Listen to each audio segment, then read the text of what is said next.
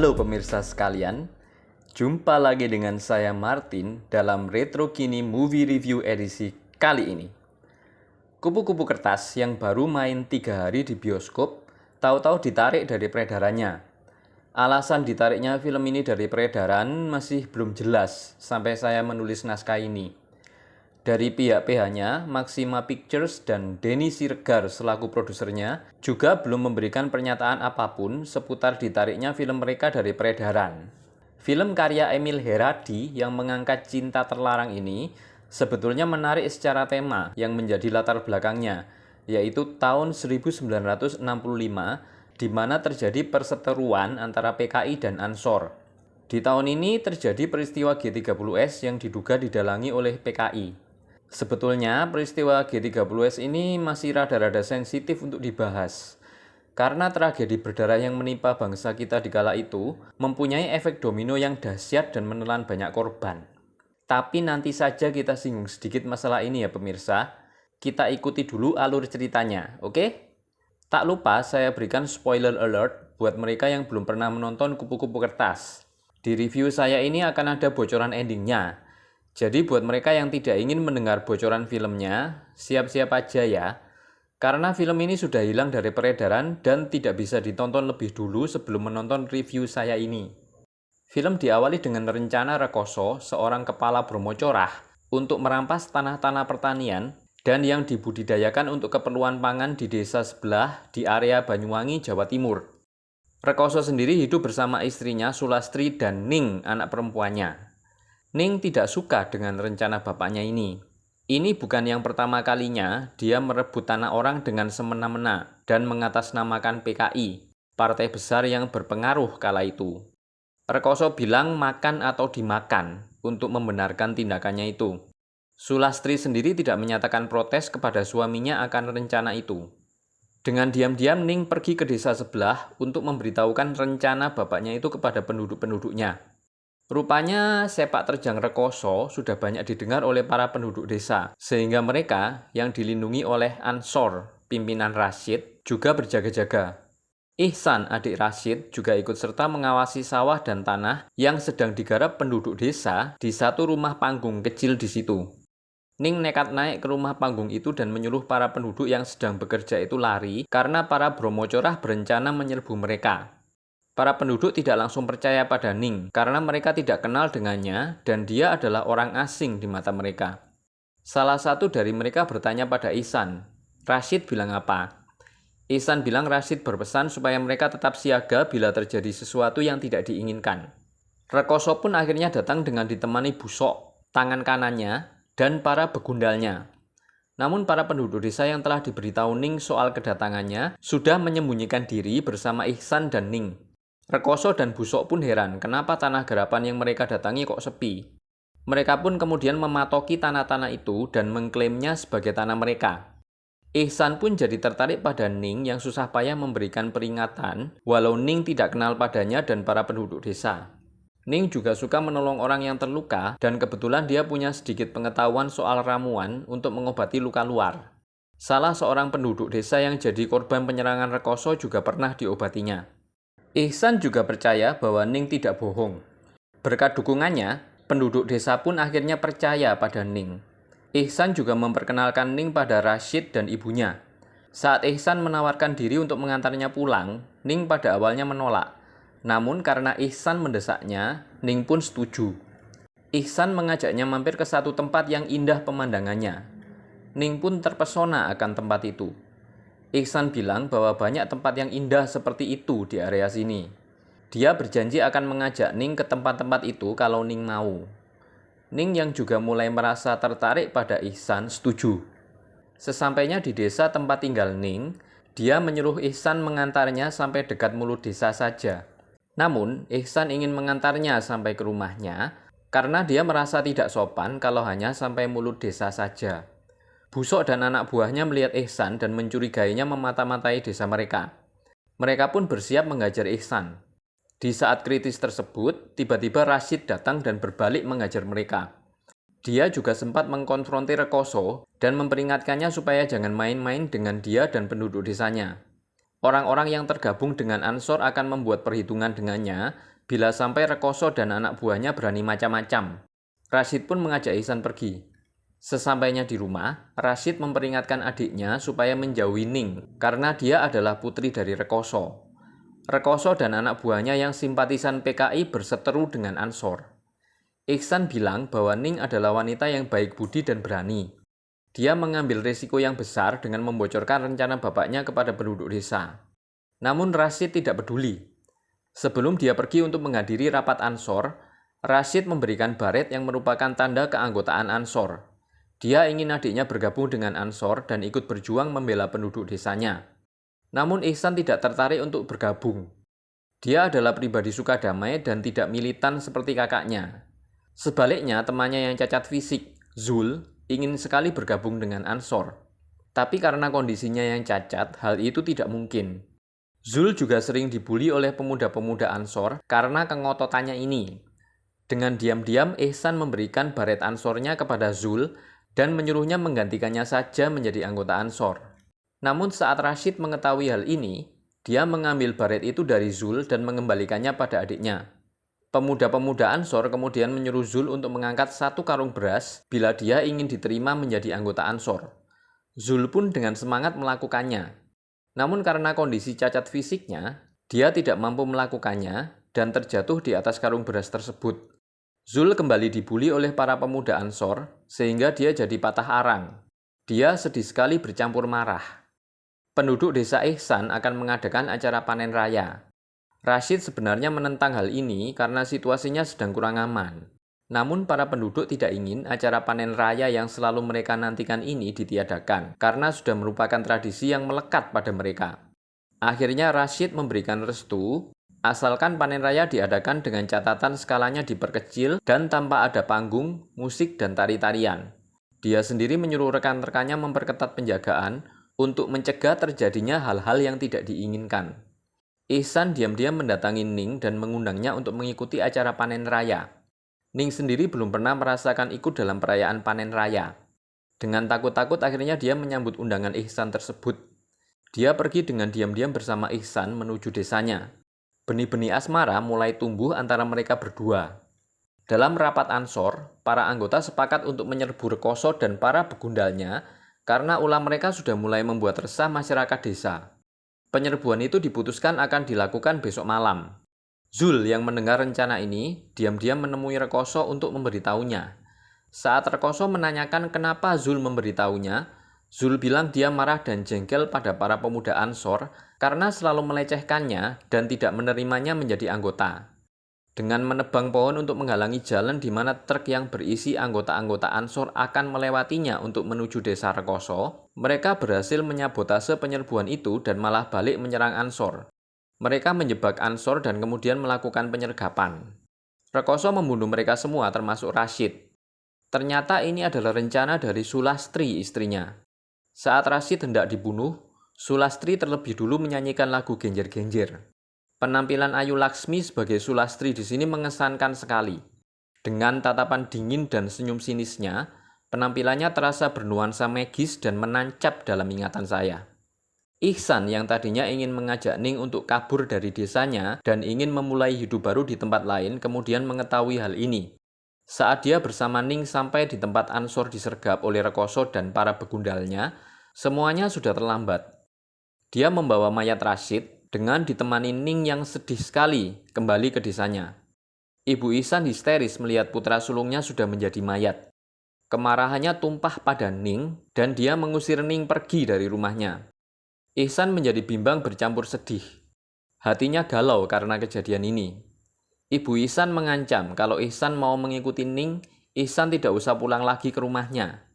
Ihsan tidak membantah perkataan ibunya, dan Ning pun pergi sambil menangis. Zul menyesali perbuatannya di hadapan Ihsan dan memohon Ihsan supaya membunuhnya saja karena pengkhianatannya. Namun Ihsan tidak kuasa melakukan hal itu dan menyuruh Zul pergi saja dari desa dan tidak usah kembali lagi. Sementara itu peristiwa G30S terjadi dan disiarkan lewat radio. PKI dianggap sebagai dalang peristiwa yang mengakibatkan terbunuhnya jenderal-jenderal kalangan atas tersebut dan sentimen masyarakat mulai muncul. Muncul pula gerombolan gagak hitam yang mempersenjatai penduduk dengan senjata-senjata tradisional dan mereka diprovokasi untuk menghabisi anggota dan simpatisan PKI. Keluarga Rekoso dan para begundalnya pun terancam karena kejadian ini. Sulastri yang punya firasat tidak enak mengajak suaminya minggat saja ke tempat lain. Namun Rekoso menolak dan bersikukuh untuk tetap tinggal di desanya. Busok bilang pada Sulastri bahwa dia punya tempat aman di barat dan menawarkannya padanya. Sulastri bertanya apa yang Busok mau sebagai timbal baliknya. Busok bilang dia cuma ingin menikahi Ning. Sulastri pun bilang besok mereka akan pergi. Namun ada sesuatu yang aneh di sini pemirsa. Saat para gerombolan gagak hitam menyerbu mereka, Sulastri dan Busok tidak kelihatan bersiap-siap untuk pergi. Padahal dari scene sebelumnya digambarkan mereka mau pergi subuh. Ini menurut saya aneh. Kalau misalnya mereka subuh pergi, harusnya pas para gerombolan gagak hitam datang ke situ mereka sudah tidak ada.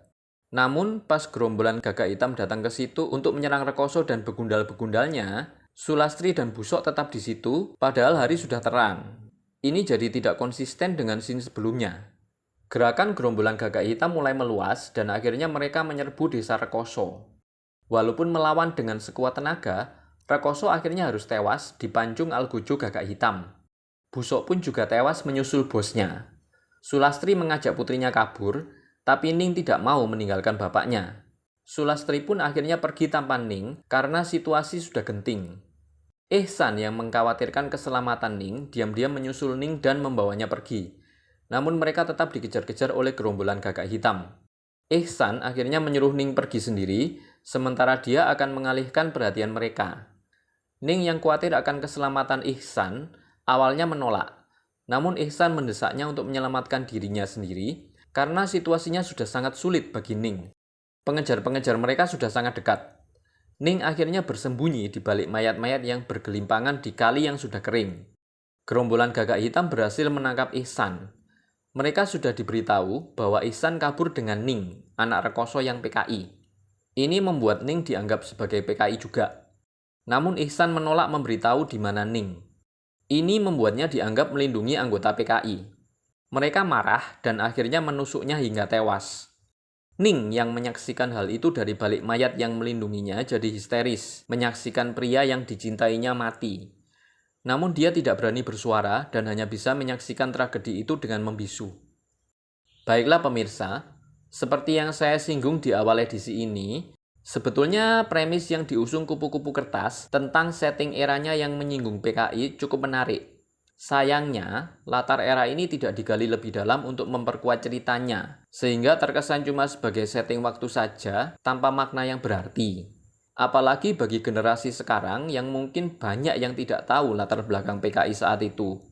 Saat itu, sebelum akhirnya dibubarkan dan dinyatakan sebagai partai terlarang, PKI punya kebijakan land reform, di mana tanah-tanah dibagi-bagi untuk kaum petani miskin.